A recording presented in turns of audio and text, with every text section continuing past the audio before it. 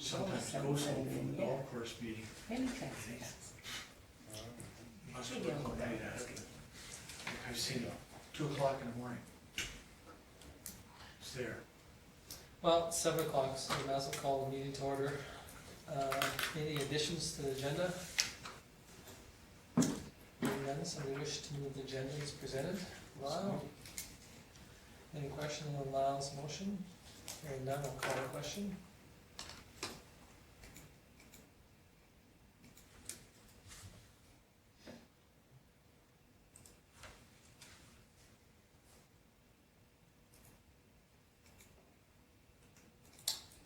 And it is carried unanimously.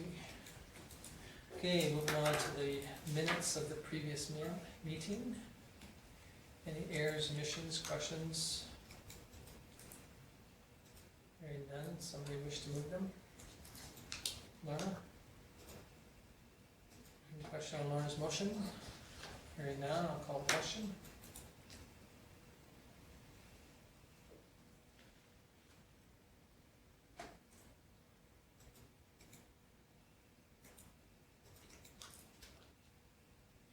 And again, that's carried unanimously. Okay, moving on to the 4-1 for correspondence, letter from Municipal Affairs. Wanting to know whether any of us wanna go and see them at the convention. Are you going? Am I going to the convention? No, are you going to speak to them?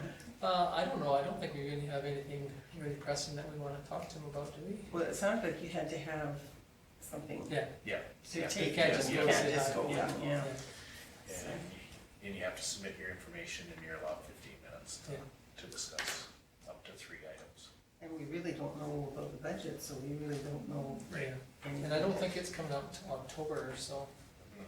so we won't have it before either conventions, I don't think, between Arma and ours, I don't think either one, so. Okay, so moving on to the letter of support for the town of Peace River on the GST audit concerns. This is really quite concerning, really. I think we should, support them in at least getting, Mhm. Arma and AUMA and FCM to sit down with them and try and figure out what's going on, because, Because Peace River mustn't be that terribly big if it's still a town. I don't know how big Peace River is. So, I didn't Well, know you- their demographics. yeah, I think you don't have to You become a don't city. have to, yeah, Even but when you still. are 20,000, I think you can, Yeah, still become a. that's still a big chunk of change for Mhm. no matter what size they are. 6,842. Oh, Okay. okay, thank you, Lyle. But still, Yeah, well, even at 6,000, let's see, that's 600,000 is substantial. 10,000 per person. Yeah. So I think we should. I think we should support them by sending a letter of concern and asking our associations to support the And question. provide a copy to the Motion on that? UMA and our MLA. Yes, So moved. okay, so Paul supports them. Just a motion for administration to draft a letter of support and to distribute it to the AUMA and our MP. Well, I think we should do it MLA all. MP. Our ARMA, AUMA, FCM, our MP, our MLA, all of Okay, them, so that all they the can. ones listed. Yeah, so we And can, a copy to Peace River. that way then, we give them an opportunity to realize that there are other municipalities that have concerns, because if this comes back, it's gonna bite a lot of people, but even if you have to pay it and then get it back, it's gonna be substantial. Okay, any questions on this, on Paul's motion? Hearing none, I'll call the question.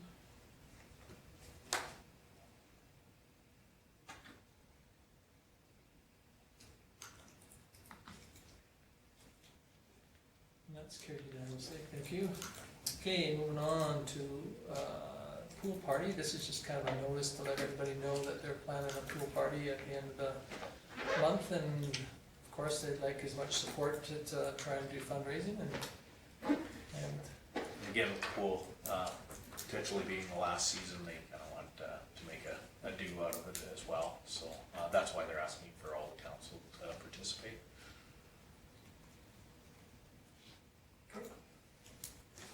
okay, moving on to Spock Days Association thank you letter.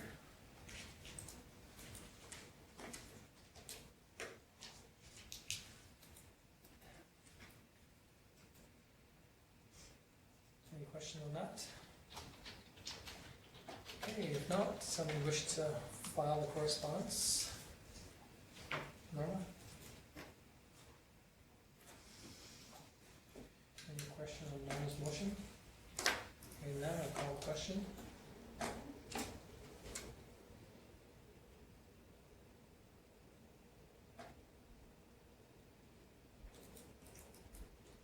And it is carried unanimously.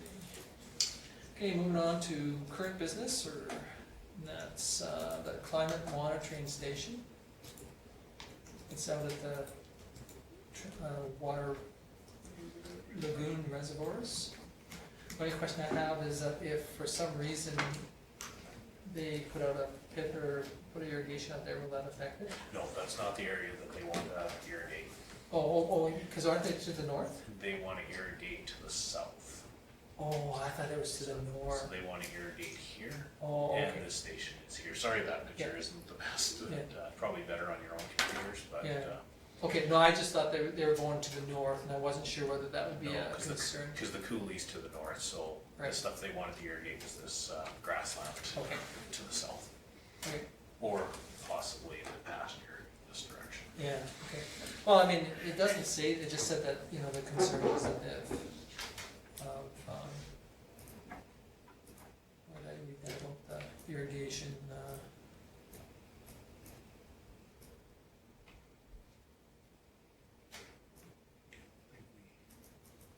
Had anything about the irrigation?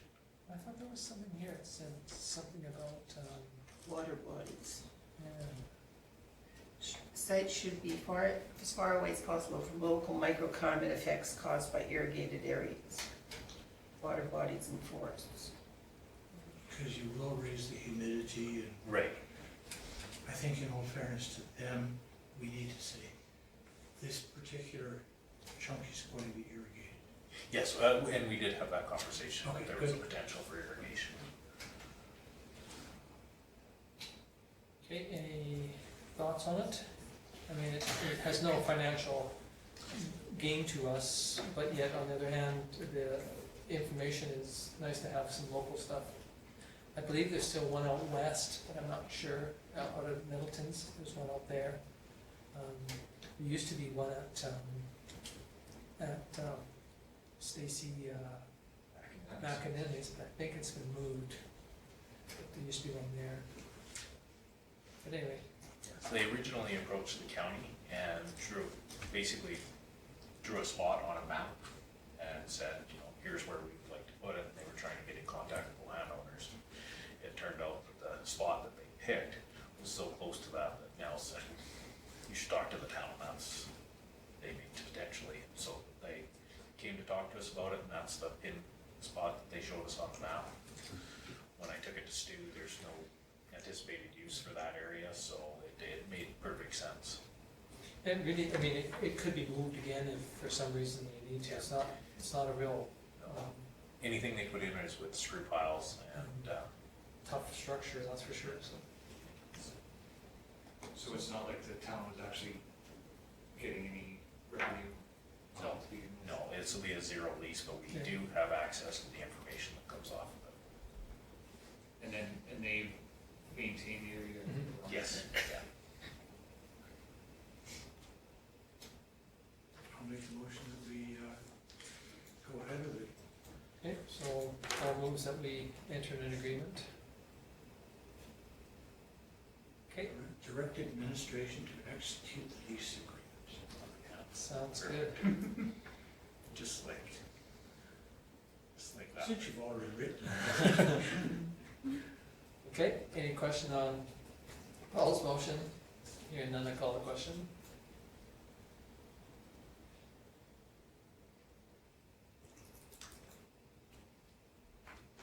And that's carried unanimously again.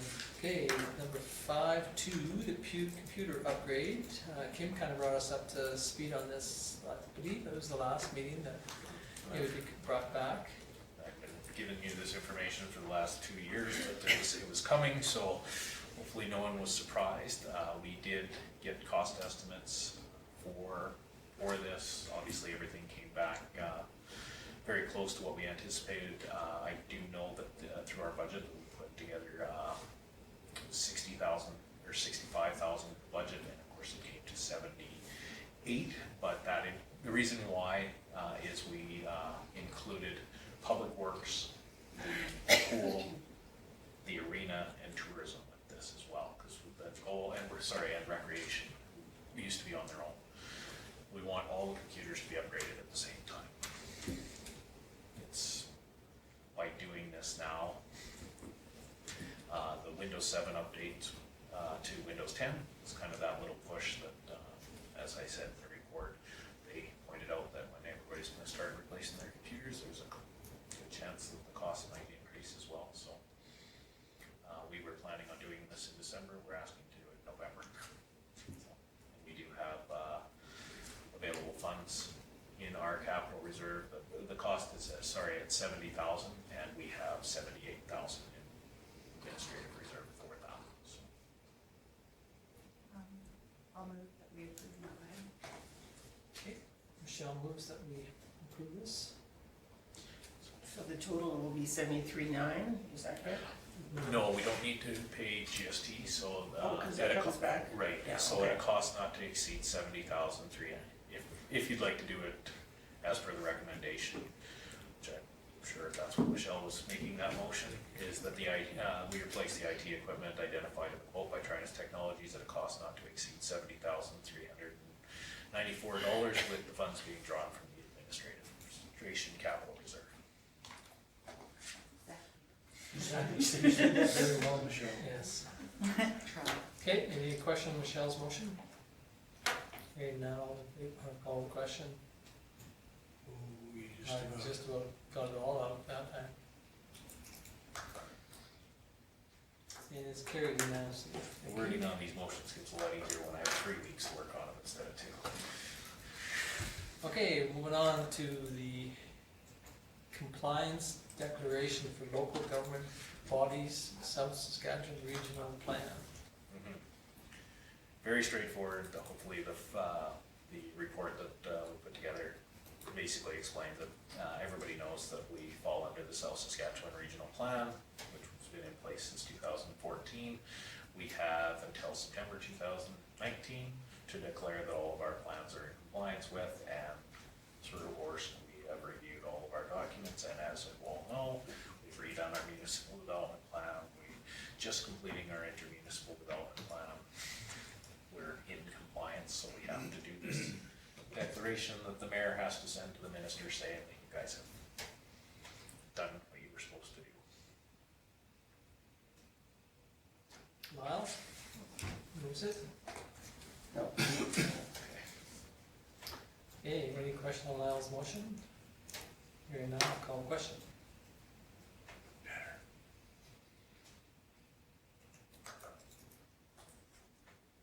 And it is carried again.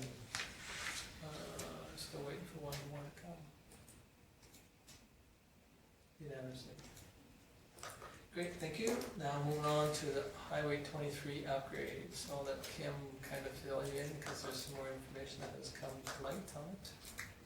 So you guys had a chance to read the report and to look at the quotes we received. This, again, council asked me to get together information to do the feasibility of whether we can do this while Alberta Transportation is doing the road. We did get the cost estimate today from AECON, and their cost estimate is very, very close to the first one from SEMA. So I'll just bring it up so that you can see it here. Just bear with me for 1 second. I should have had it ready for you. But,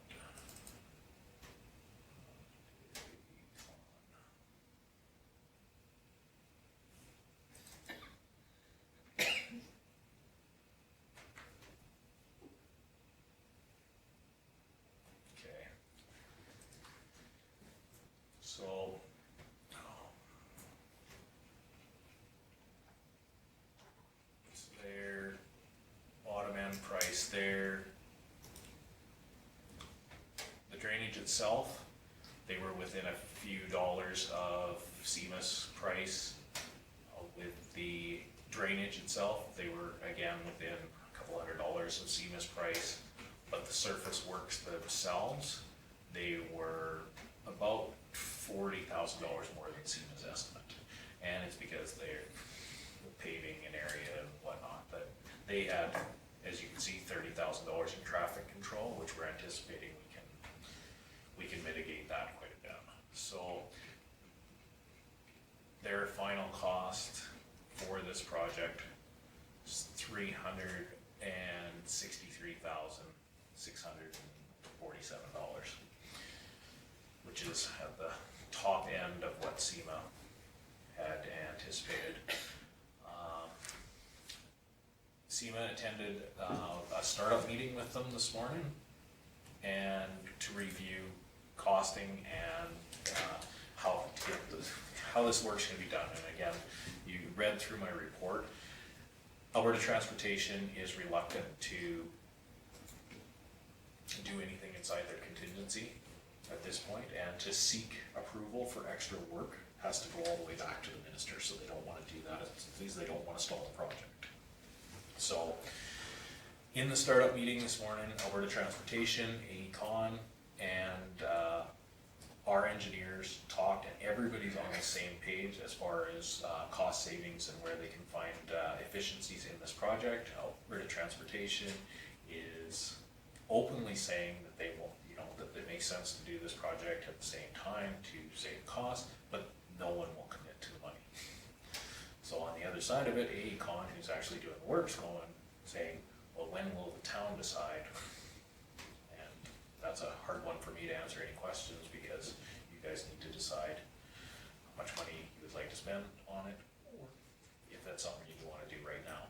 So I tried to provide the background for the project. It did identify in our stormwater plan that we're going to have almost 3 cubic meters a second come off of that industrial subdivision and down that road. We currently don't have that. That's the planned flow when it's developed, and will accommodate the stuff coming off of Grindy land. Stu and I have had conversations on whether do we need to go to the 2.9 or the 2.1, because 2.1 will more than adequately handle what we have there right now. But would we look foolish by not putting it in all 3 at once and having to dig it up if something were to happen? So it's a really tough thing. I was trying to think of a good analogy for council about it. It's like fixing something in your home. Do I replace the cupboards? Well, do I if I have to change the floor? And one thing leads to another. This one's just the first step in our storm plan. If we do this, long term, we need to look at, are we going to reswale the road off Jameson to actually allow that water to get into that ditch and use this new system that we're going to have. If we don't put this system in, we will never be able to swale that road and allow that water to come off the end of it. So that's that kind of catch. You need to start somewhere. Do you want to start with this one? Because it's a pretty significant cost as well of unbudgeted money. Yeah, like downstream, we have done quite a bit of work in behind the Wheatland Motel to the south. When I say we, as the town has over the years. So it's just between Wheatland Motel and Jameson Road is where the issue is. So if we put this in, that'll get us to north of our entrance. And then all we have left is from there to Jameson Road, which is the minor portion of it. And looking at the scaling that they have, the majority of Jameson Road to Jameson Road would be good. So our next focus would be just lowering the Jameson Road going across the service road to lower that so that it'll take the water across. So I guess it'll probably theoretically do 7/10 or 8/10 of our problem, our potential issue. I guess the major 2 questions is, do we want to do it now, or do we want to, number 1, and then number 2, what size do we want to go? Do we want to go with what is recommended for today's amount of water, or do we go larger and accommodate tomorrow's amount of water theoretically. You know, we were had been guesstimating around the $200,000 range, you know, where we could go without having to liquidate every reserve that we have, our savings, or do we, with the 3 culverts? So at the around the $200,000 range, we can accommodate that. If we go to the 300, then we have to take all our reserves. There's what, 18-inch there? Yeah? Culvert? No. Culvert. I'm not Yeah, sure. it's not, About like- yeah, 18 or 24, it's not very big, yeah. Yeah. And it's been It's badly fine. dinged. Yes, Oh, yeah. yeah, it's not in a great, every time they widened the road or changed the approach, they kind of encroached on I went by there this afternoon, it looked like it's been slightly crushed. yeah, it's, Yeah, we bend the top back quite often. You know, set of duals will go down over it. but anyway, they, you know, they are widening that area, so they will be doing some slopings, like Kim says, it will accommodate it up to, probably up to the Jameson Road area.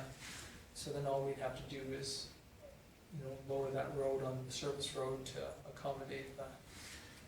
So one thing that was talked about today at the startup meeting is that, of course, they can't commit to dollars and cents from their end, but there is ways to, like the box culverts themselves, we asked them because 20% of the drainage coming down that road is Highway 23 drainage. We asked if transportation would pay for the cost of a third maybe of the box culverts or something along those lines. And they said they couldn't commit to that because that was a capital addition to the project. Having said that, things like the surface work where I said they were $40,000 higher than what we originally anticipated, they already have allowances in their project for materials, for overages and underages on gravel, asphalt, those sort of things. So they could eat up a good chunk of this contract in that portion by paying for the pavement and gravel and that sort of thing. So within their contract, but they, of course, they won't 100% commit to that because they have their own project to do. So at the end of the day, what was suggested is if council would like to go ahead with it, that you enter into an agreement with AECON at the quoted price, and we go forward and hope that there is the savings that we're anticipating. But I'm not. So they're not guaranteeing that. Right. I'm cautious on if we expect a big savings, because, you know, it sounds like we're gonna have to negotiate for that all the way along. If we sign an agreement for them, they're gonna hold us to an agreement. So they'll want top dollar. But if we go with two is better than what we have. And it will deal with the flow that we have at the present. It won't deal with the overflow if we have The extra anticipated. you know, Michelle, We can also over-engineer it too. right. Forgive me for asking, maybe this might sound like an ignorant question, but what are the, like, installing the smaller obviously has huge, like, we can't go back and redo it at a later date, or if we do, it has insane costs. Is going from 3 to 2, is that something that can be done after the fact if needed in future, or is it the same kind of Well, idea? Because you'll end up having to open cut it, you know, you can't core underneath the road. So what they're gonna do is open cut the ditch and theoretically lay 2 sets of culverts or lay 3 sets of culverts. And then fill it in, and then they're paving it anyway. So, like Kim said, there potentially could be some savings by, you know, them gonna pave it over anyway, but they're not guaranteeing that. So if we go with 2 culverts today, and for some reason we decide we need the 3rd culvert, we're gonna have to open cut it beside the 2. So the cost will be almost as much to do one as it is to do all 3 Yeah. at a later date. At a later So, date. But the difference is that we didn't anticipate it being quite that much, and so we kind of potentially not budgeted, but we guesstimated it at what SEMA kind of thought was that we could do all 3 for the same price as 2. And now they're coming back and saying, no, it's gonna be higher than what we anticipated. And so for council's information, again, that ditch right now doesn't back up the way it is. So we're gonna put these culverts in, they are for future growth. They are to allow us to implement our storm plan. We have a storm plan for the industrial subdivision, but it all comes back to this one. Everything keeps coming back to pinch points, and it used to be the outfall at the far end.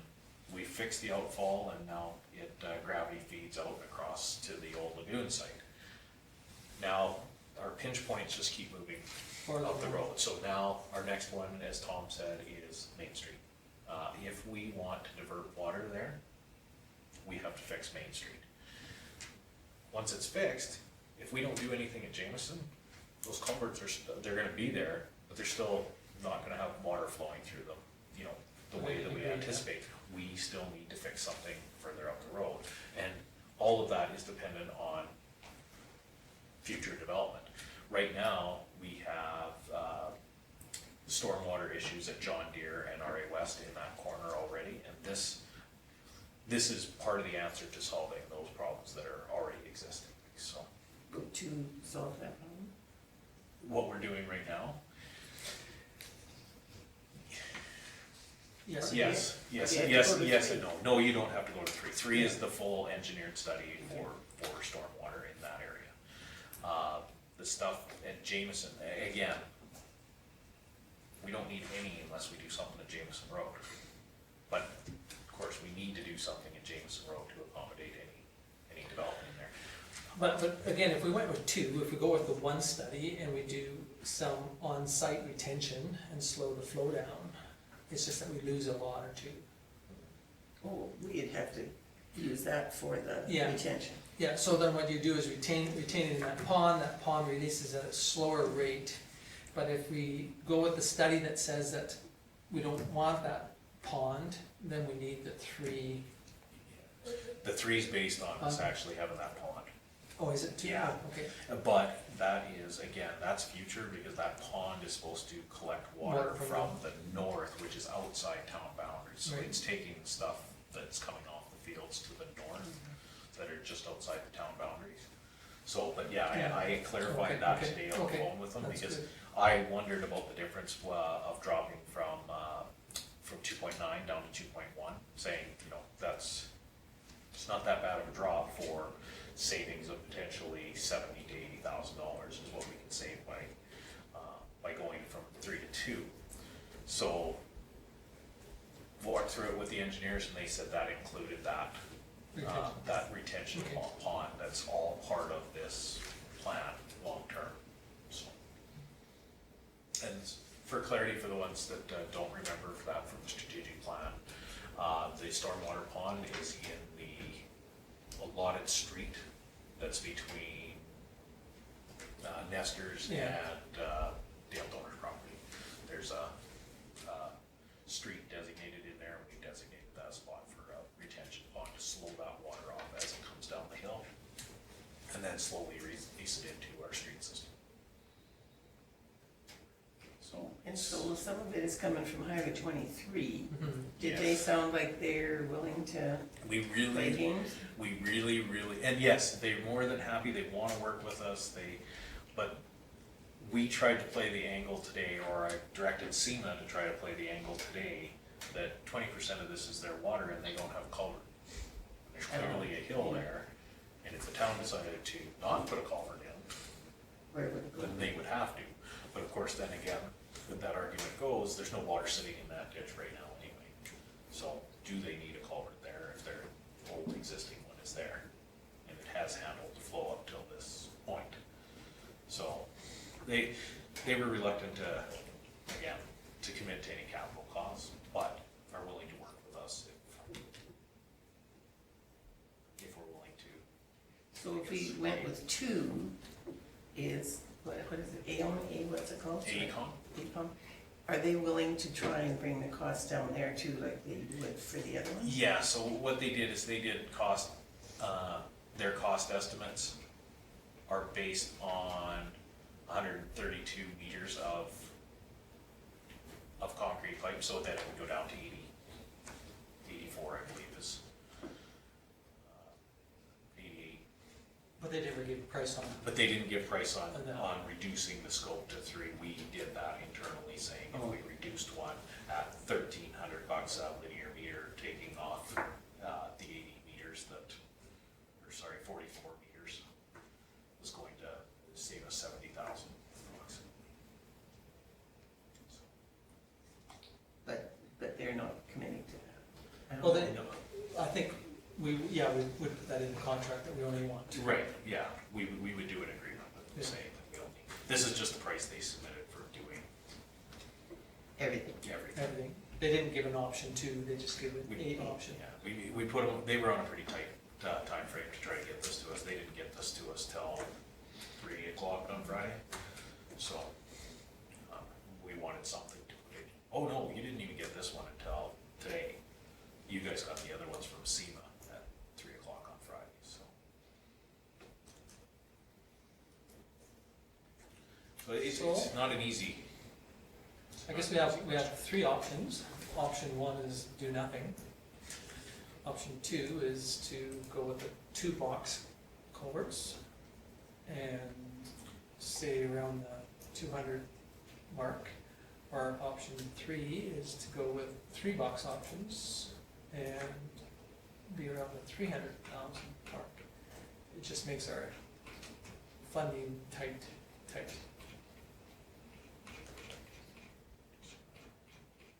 Now, I guess, what are the chances that the industrial area all gets developed and we need the 3 before they have to repave the road at 23 again? I think though when we do that, then we're gonna have to go back to the philosophy of what we're, how we're gonna do it, and go back to either the user that's gonna develop that area, or again, potentially creating more retention, and Is retention bad? it is. Okay. Because, you lose a lot, it's, You lose that potential land use of the land. because you can't use that land for But- anything other than a park or But it's not bad for the water flow. oh, no, like, we have a couple in town right now, and, one's right across the road from Petrocan, there's one there, there's a retention pond there, that retains it and then releases at a slower rate. But again, you lose that potential ever being able to use that.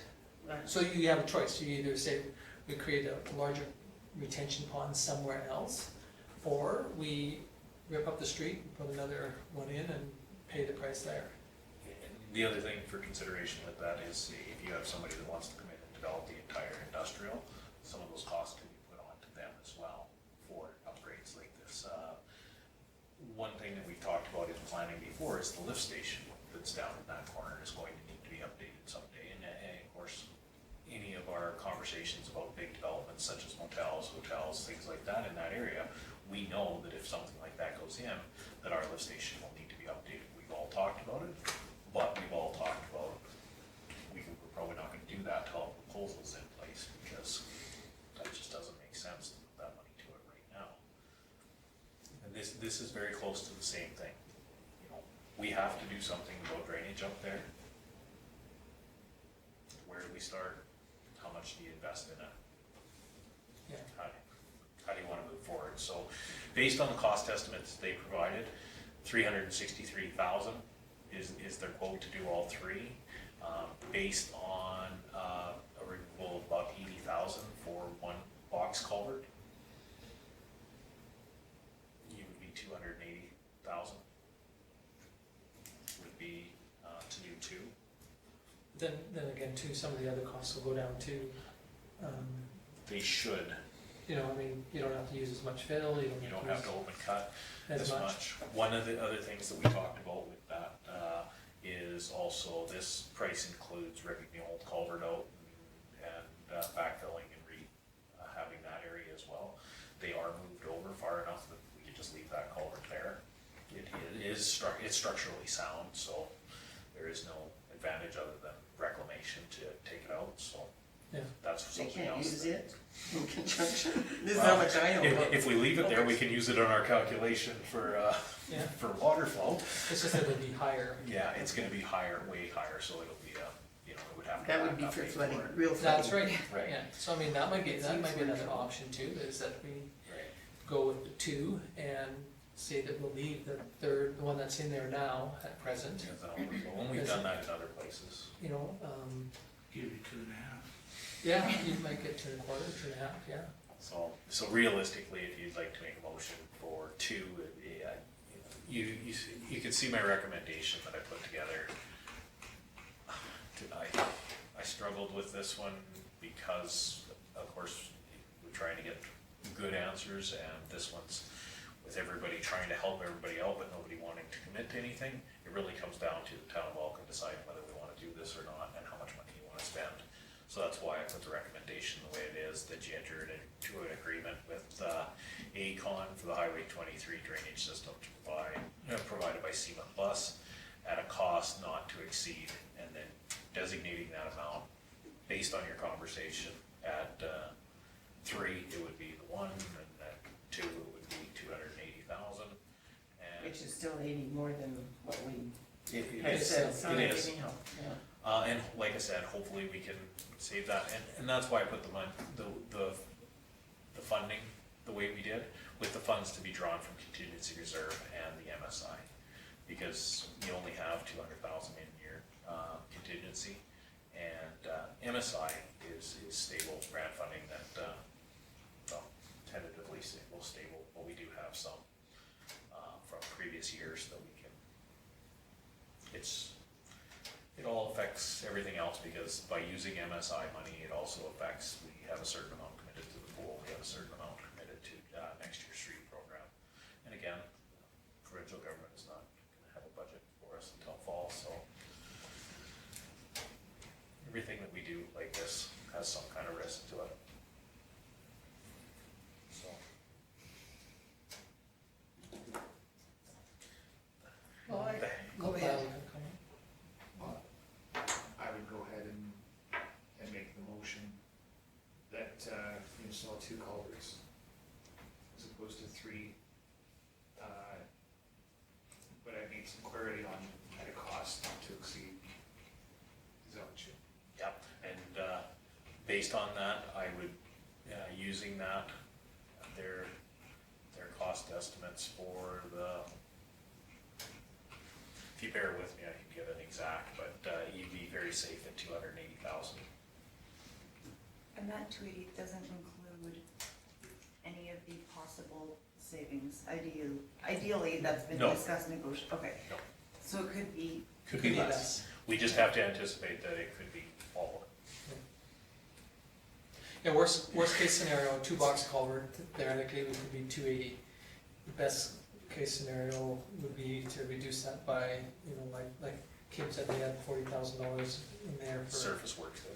Yeah, and some for, you know, road closures and traffic controls and. Some things that the town will be able to help with. That We we do need to- barricading, that sort of thing. And if they have some in there for reclamation of removing the old culvert, if we can leave the old culvert in there, then, you know, I think we should leave the whole one. if it's sound, And we will do Yeah. that. you know, and if it's not sound, well then, that might be another negotiable one, saying, well, hey, you know, we put these 2 in here, and transportation, you need something for your water. If it's not sound, well, it's your problem, you'd have to deal with it anyway, so, you know, so there might be some negotiations that could go on there. Yeah, so based on this, if council will allow us halfway through making a motion, Right. but if that's the motion that you would like to make, what's going to happen is I'm going to inform our engineers tomorrow of what the motion is, and because it's not the full value, we're gonna have to go back to AECon and say, okay, council received your quote, didn't really like it, so here's what it's almost like countering, saying, we'll do the work based on the numbers you provided, but we're only doing this much work. And that's basically, if I understand your motion correctly, that's what you're. So if they refuse that, then we're back to the drawing board. Right, and they'll be done the work before we can get together fast enough to get another thing put together. because I'm sure that, you know, that. They'll be able to work with this thing, Yeah, so. okay, so Lyle's motion, Are you making this motion with that dollar figure in it? And council approves entering an agreement with AECon for the upgrades to the Highway 23 drainage system as provided by SEMA, at a cost not to exceed 280,000.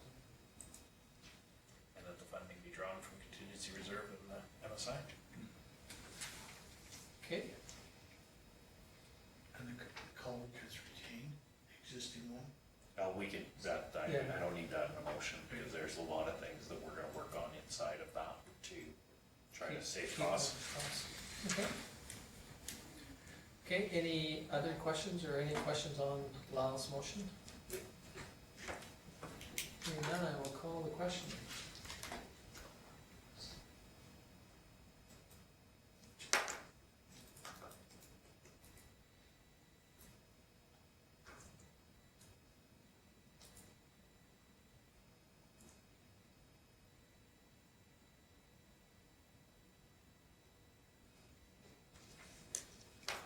Looks like you got a hiccup, it's stuck.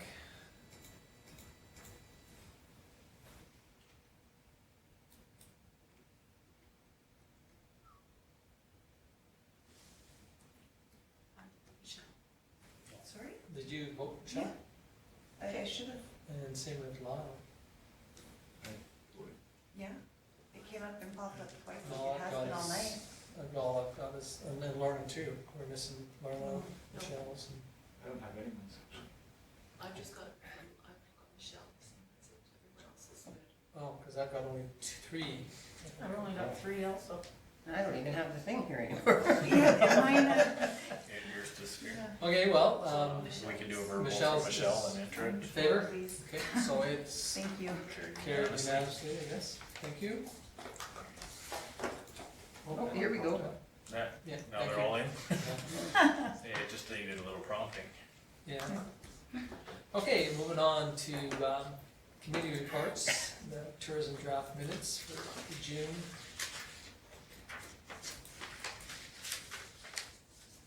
Any questions on the minutes? I know we've discussed it at the last meeting or two ago.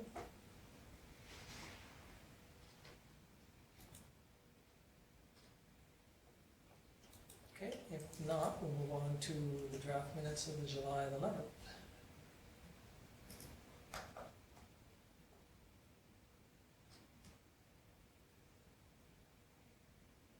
Okay, no questions on that one. We move on to regional response to elder abuse council.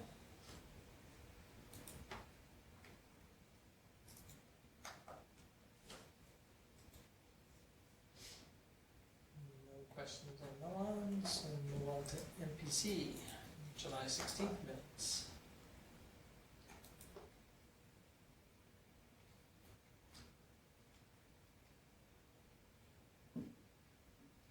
No questions on that one, we'll move on to the golf course meetings.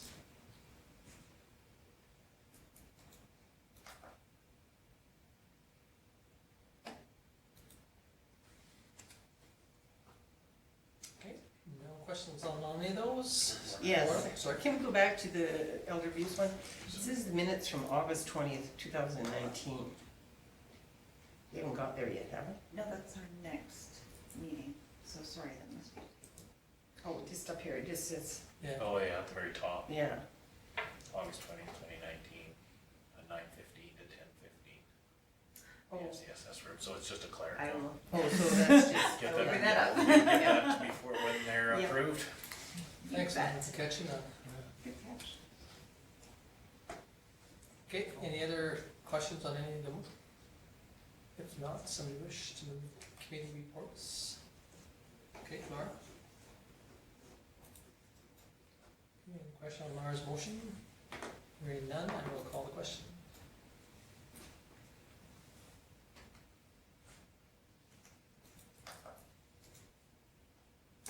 That's carried unanimously. Okay, moving on to councillor reports. Councillor Taylor. Two, I went to Vulcan, which you have the report, and the other is fire committee. And there's a bit of discussion about the budget. The more interesting one is perhaps firefighter health and dental benefits. And there's been some discussion from the county end of giving firefighters benefits. But we're not at a decision point at this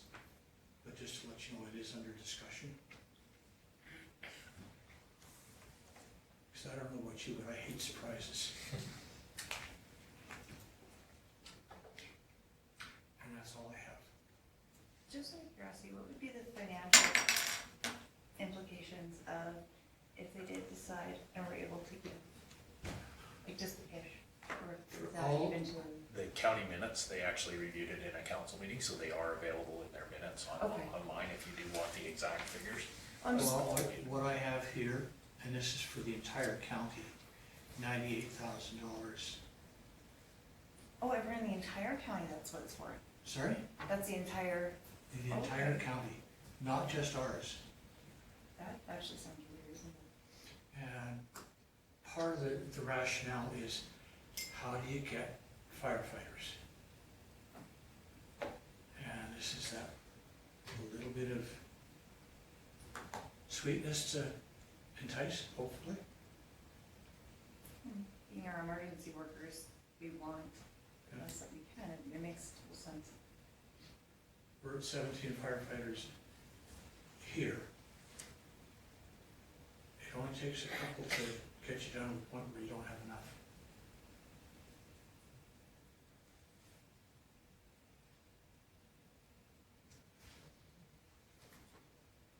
Oh, and I missed a couple breaks.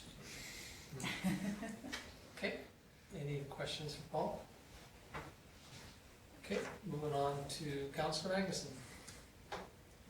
I attended the Vulcan parade, like everyone else, it seems like it was a long time ago. But, I thought it was pretty good, would it, I know the thoughts are out there, would it make more sense to, do we keep them separate from Spock days, or do we amalgamate them? That's been some talk, I guess, for a later date. And, I had no other scheduled meetings, but I did have, our MP Martin Shields stop by my office today. I don't know if he stopped by here, but just asking about what's going on locally, like with the pool, for hospital. I think he was gonna drive up to the hospital and check things out. And, it was news to me, but I guess the largest solar park in, I'm sure it was Canada or Alberta, is gonna be between Vulcan and Moment.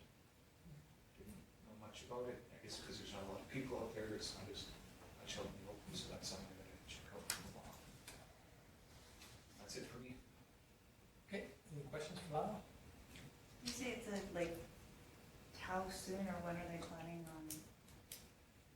I'm not sure, I was asking him about their solar parks over in the Brooks area, because we're, the possibility one here at the south end of town, and he says, well, you'll probably get some, you'll get more feedback on that, but actually the largest one, I think it was Canada, is gonna be between Vulcan and Moment, but I haven't heard anything about that, because it's not in my backyard.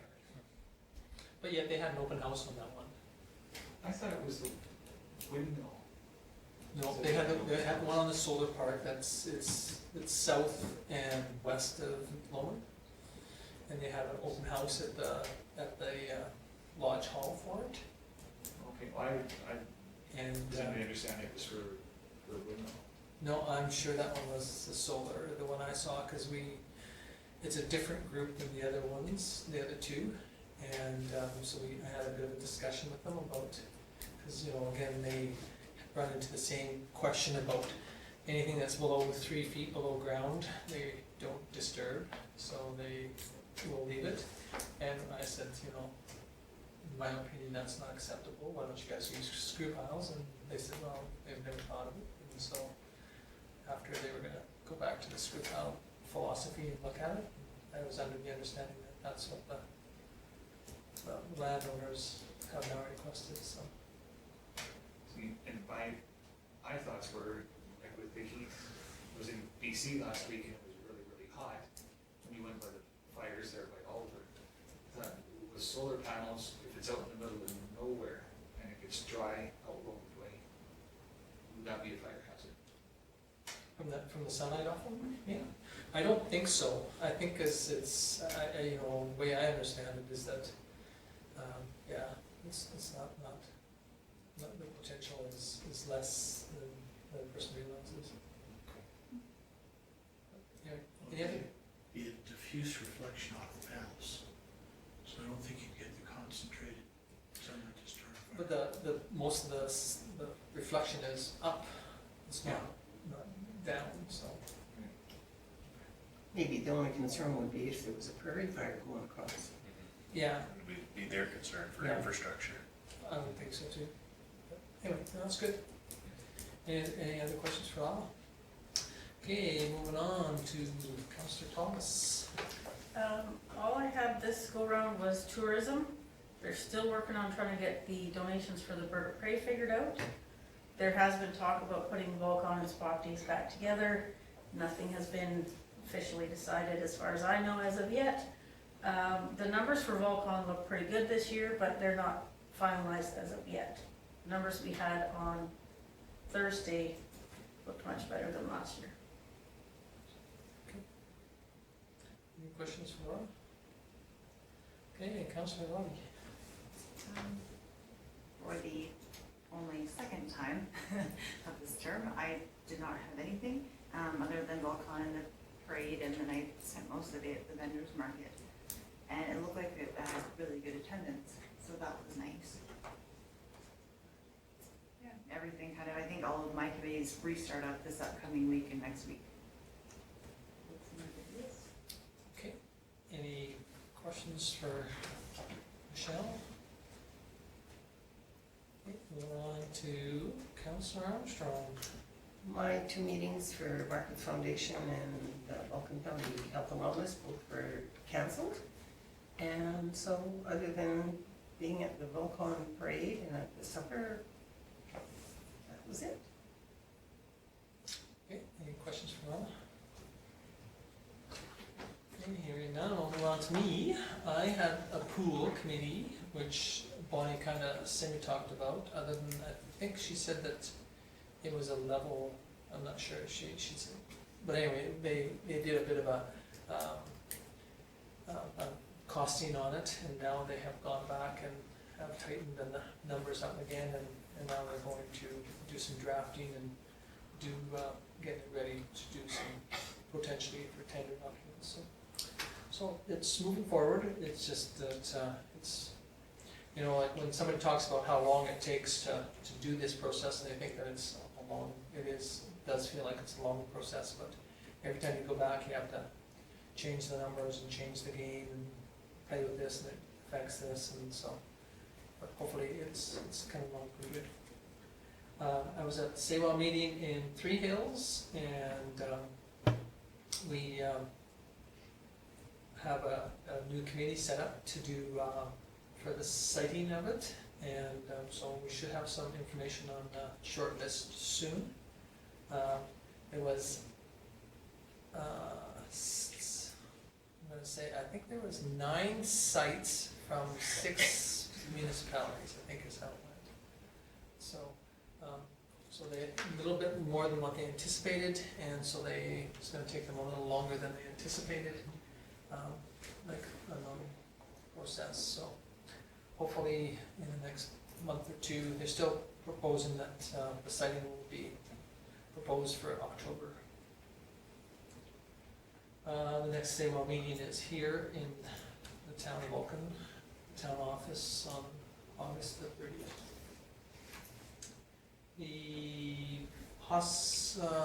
Again, I went to the Vulcan parade too. I personally agree with what has been discussed, that the two organizations need to get together and put it together.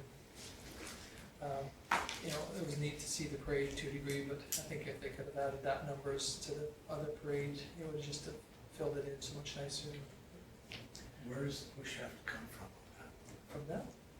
Well, I think it was the group that pulled out should be the one that comes back to the table, not the group. No, but I'm just saying, I think it's not at this table. No, I think it's the committee that has to make their decision to recommend that, they sit down, but they're the So ones. can we ask who pulled out? The tourism ball. Sure. Okay. there's lots of reasons why they did, you know, some of them were very, very valid to try, and I think that it was a good try, and I think that now we can sit down and say that there was pros and cons to the two separate, but I personally believe that the advantage of putting them back together outweighs the disadvantages, but that's just from my side of the screen and from theirs, you know. Well, I did hear from some people that have been coming for about 10 or however many years it's been going, and they would really like to see it back together. Yeah. And, I mean, they're diehard Star Trek fans, so I'm thinking, well, if they're saying that, then maybe Well, I we should be think there's been listening. a lot that, you know, I mean, and again, it was an opportunity to try it, and there was good reasons in the eyes of the, why to separate them, but I think there's more advantages to putting them back on the same date again, but that's just again. And then I was at the hospital meeting, I thought maybe it was I missed the day because I was the only one there for quite a while, and then all of a sudden the architect and the senior lady from the hospital, AHS, showed up, and then the rest, there was about 8 or 9 phoned in, so it was a good phone in, but, you know, poor anticipation. They were about 2 weeks behind, and then they are now almost caught up completely again. So other than the rain might have slowed them down a bit, you know, for the last couple of days, but they're just about right on the schedule to be back.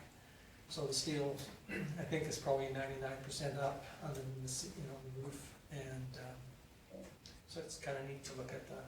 They said that as they walked through the layout of it on the ground, that, you know, with the steel up, it makes them feel like, you know, you can kind of say, well, this is going to be this area and that's going to be that area. I think they're quite impressed with it. It's going to be a nice addition. And other than that, on the hospital, they put an electric door opener in the back and on the door, and I think it's slowly working out that they're getting some of the bugs out of people using that door as the main entrance for now. So, any questions?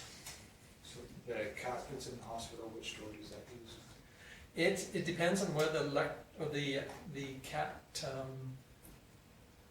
It has a fence, and it can only go to a certain fence if the fence is turned on. So When my aunt was in there, I thought that was just the coolest thing. The cat kind of random places cats do.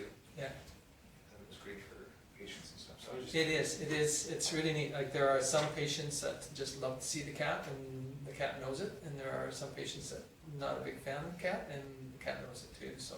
And the cat goes there. Yeah. For sure. Yeah. So, I mean, it's a neat, but I mean, but, you know, I tell you, people know, that cat knows when you put the collar on it, he knows that it's where his boundaries are, and you don't even have to turn the switch on, you just put the cat's collar on, he says, I ain't going close to that fence. But yeah, no, so I'm not sure which door he uses. I'm sure he's figured out which is the new door. Anyway, any other questions? If not, somebody wish to move the verbal reports? Laura? Okay, any question on Laura's motion? Hearing none, I'll call the question.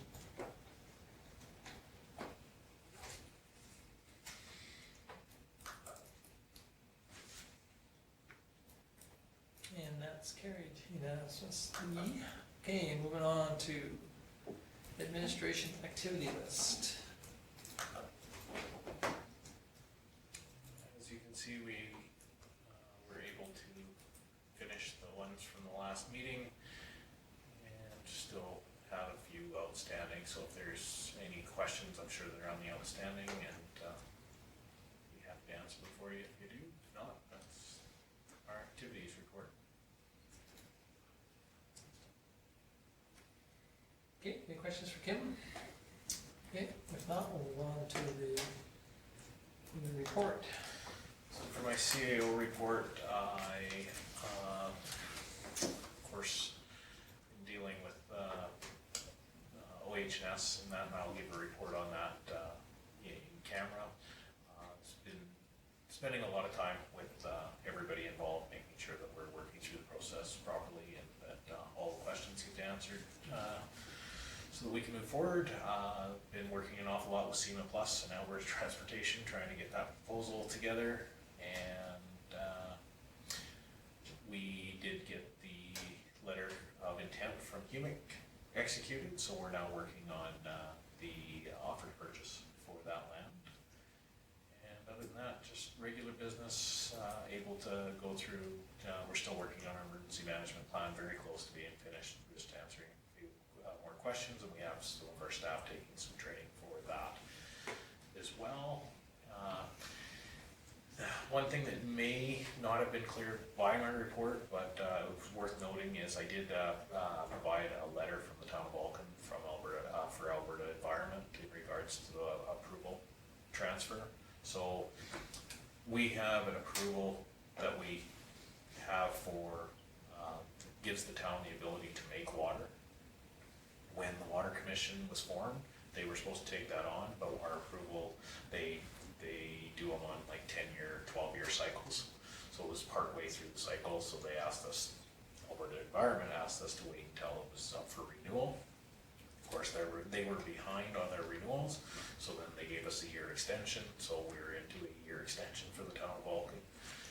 So they're now getting around to it and changing it over to the Twin Valleys name, and it's strictly for the treatment portion of the water. So they needed confirmation from the town of Vulcan that we were still willing to move the license, which I think is kind of funny that they requested that, because the ministerial order that forms the commission says that we will do that as part of that. So they've already mandated that we had to anyway, so that's why I provided them a letter for that. So It's only been, what, 10 years? yeah, it's been a while. So I wrote a very simple, clean letter just saying that we're willing to move forward with that. And the meetings of interest, Dr. Brown, and that had pretty good feedback. Obviously, that was right just before the last council meeting, and Tom talked about pool design, and we're getting very close to having something to bring to council to set down in front of you. And yeah, that's pretty much my report, unless there's any questions. I did have something verbally that was brought forward worth noting for council. Marge Weaver passed away on August 4th, and yeah, so just a little while ago. And they're going to just have a family service. There's not going to be anything in town here, but she was a big member of our community and quite involved with the archive and the museum for quite a long time. I think Tom at one point made her so mad in the archive that she just about threw a book at chased you. me out. So She said that she wanted more space, and I said to get a shredder.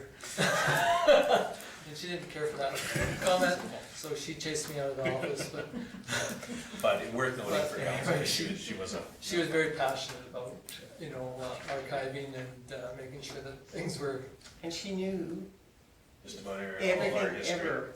yeah, like she worked for the county for, I don't know how many years, a good number of years, probably 40 plus, but, And then she still stayed on there even when she didn't work there. Yeah, And came at night and did yeah, stuff. and, so anyway, she was quite a strong county member. She wasn't a town employee per se, but She was She here was- all the time. she was very active, like, to start off with, she wanted to keep every utility bill that was ever produced. I'm not sure why, but, I think they kind of convinced her that she kept one copy, that'd be good enough, but, but she has been a very strong advocate of keeping the history of the community. She was a big push too in the airport, out of the old airport. There was a sign put up, or a rock on a sign out there, or a sign on a rock out there. And she was a major push in getting that done. And She was quite involved in the development of the Bell Park downtown as well. so On the street signs. And the street, she headed up the new street signs for the 100. So anyway, she's been quite an active member, and she moved from the lodge to the city of Calgary, and then she passed away up there. So. So it was worth noting for Yeah, thank you for remembering that. Kim did mention it earlier and I'd forgotten. I just didn't know how to add it to the agenda, so I just thought I'd put it in as part of my report. So if not, if there's any other questions, I'd be happy to answer. Okay, if not, we'll move on to the development officers. Nancy joked that hers was a little bit lean, but I told her, you know, if she worked more than 3 of the 2 weeks or more than 2 of the 3 weeks that she had to do a report for, she'd be okay. She was on holidays, so. Very straightforward with what was in the MPC minutes. Okay, any question on that one? Okay, moving on to Public Works.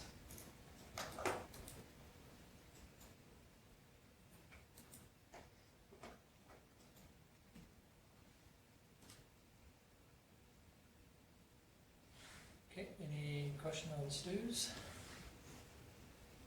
Okay, hearing none, we'll move on to Community Services Manager's Report.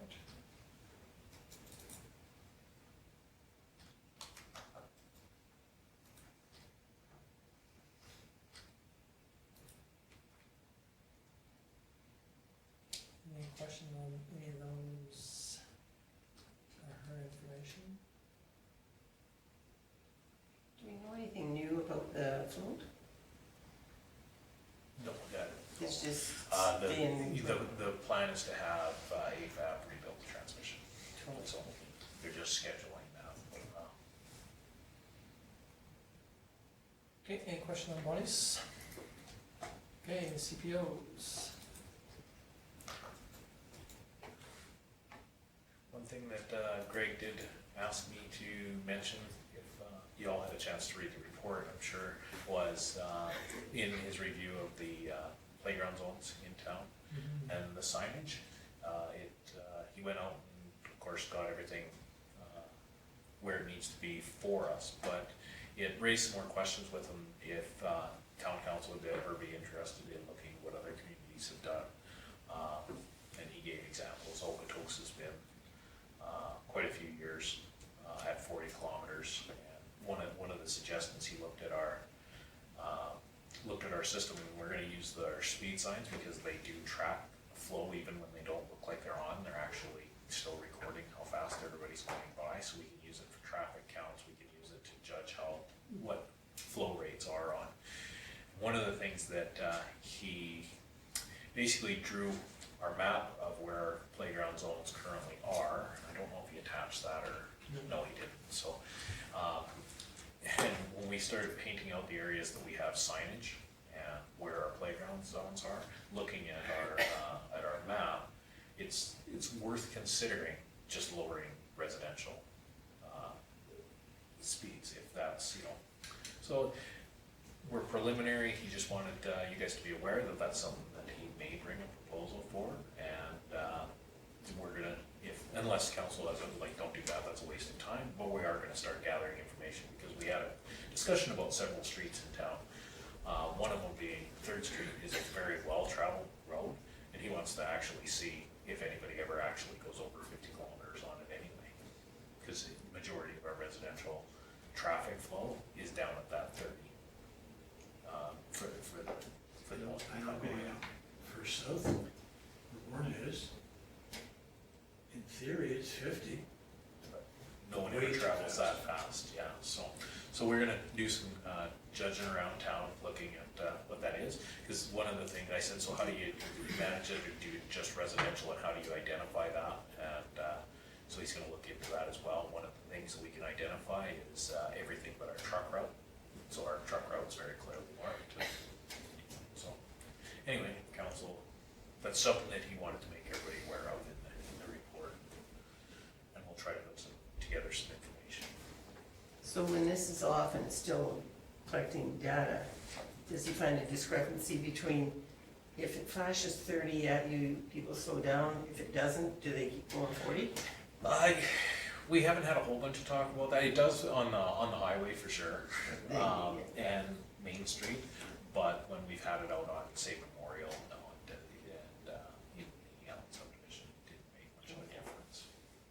So talking about the change, that doesn't, because I was under the impression, maybe mistaken, the like highway by the arena going out that way, we don't have any say in that. We don't have any That's jurisdiction on provincial. 534, yeah. It's everything else besides that. Yeah, that's right. Okay.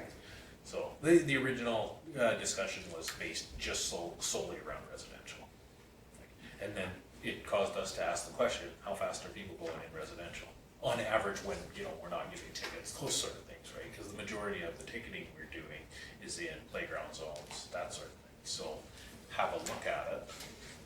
And the majority of our playground zone speeding stuff is not back in the residential areas. It's out on 534, it's on Main Street, those kind of areas, so.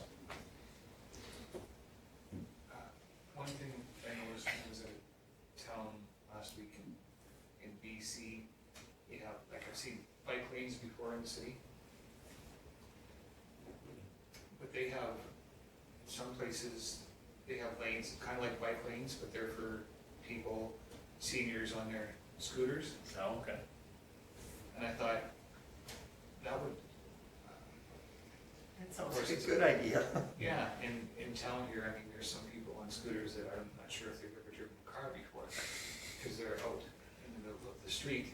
But I mean, in a perfect world, I was thinking, it would be kind of cool to have a lane specifically for scooters. It was just, I'm not sure if it was in Kelowna or Soyuz or something like that. I just thought, that's an interesting idea.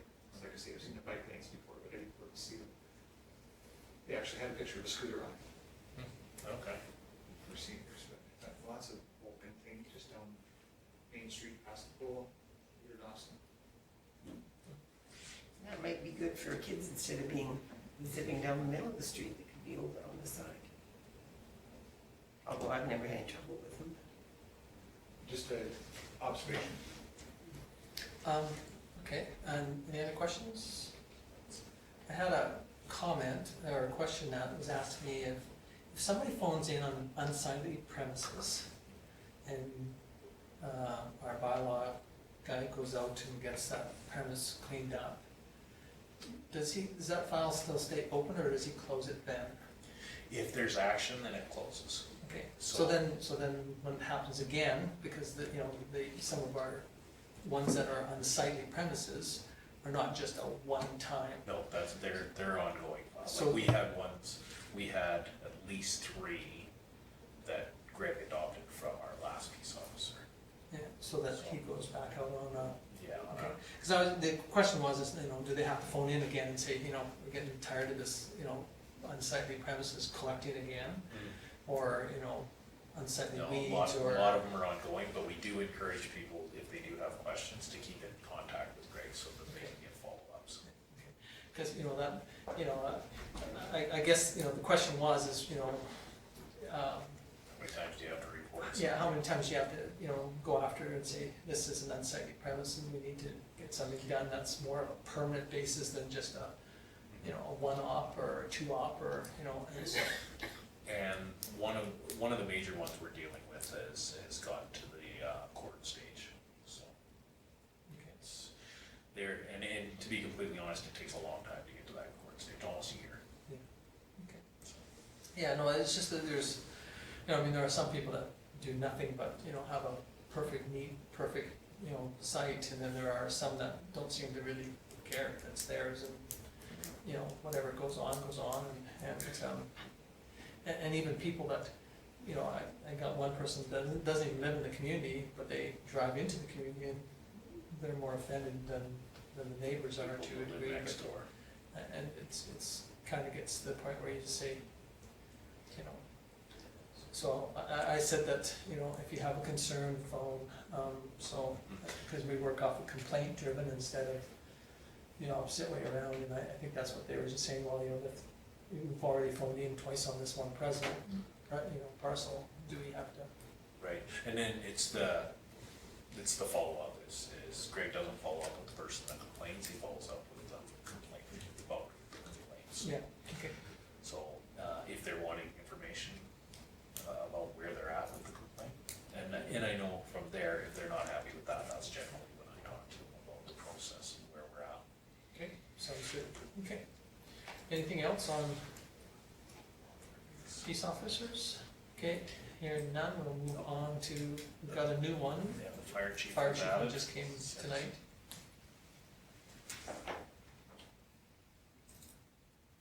So let everybody have a look at it.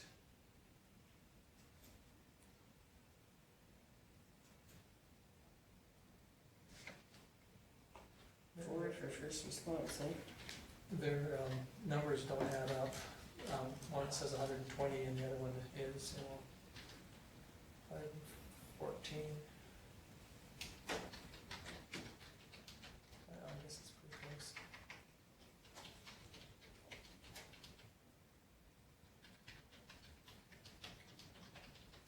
Okay, any question on Peters? When they do, when it says they do Facebook updates, after a recall, I was just wondering if they have a protocol for that, cause I saw someone post something on Facebook on Vulcan commutes of an accident that had just happened. And I thought, boy, I certainly hope that the loved ones of the people who were involved in the accident didn't see that. Yeah, no, it wouldn't have come from these guys. They're, I mean, they can't pass gas without asking permission. So, I can't imagine them, posting something, cause their restrictions are very. Yeah, it's not as detailed oriented as you think. It's, we responded to and they use the acronyms, NBC. Well, I wouldn't think that they do that because they're Yeah. more professional, but I just, Yeah, no, I can't imagine it coming from this group, cause I know that their restrictions are pretty tight, and, it's tighter than what it's ever has been in the past, so I would assume that it was just a Joe public that drove by and took a photo and I would also think they don't have time for that. no, That'd no, be the not, least of their no, not concern, normally, but I mean, yeah. normally, but it's usually, in my opinion, it's well vetted before it's. The majority of the stuff that goes out on the firemen's Facebook stuff is more training based. It really showcases more of the fun stuff for the fire department, not the. But they do also put like what time the trucks left and what they were responding to and what time the Their truck come back. their response. Motor Yeah. vehicle Yeah. accident, grass fire, whatever, and then what time the trucks get back to the, Yeah, But that's the only details I've ever seen. yeah, me either. it's more showing off the department of how, how they're responding and, like I said, the nice parts of not the. Okay, anything else? Okay, somebody wish to file the administrative reports? Bob? Okay, any question on Lyle's motion? And now I'll call the question.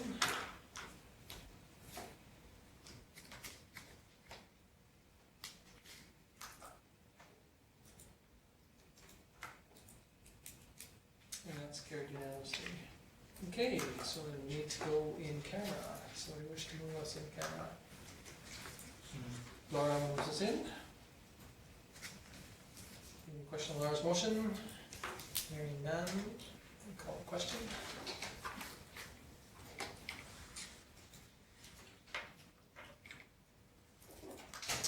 And it is carried unanimously.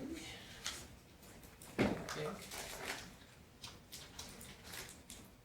Yes, carried unanimously.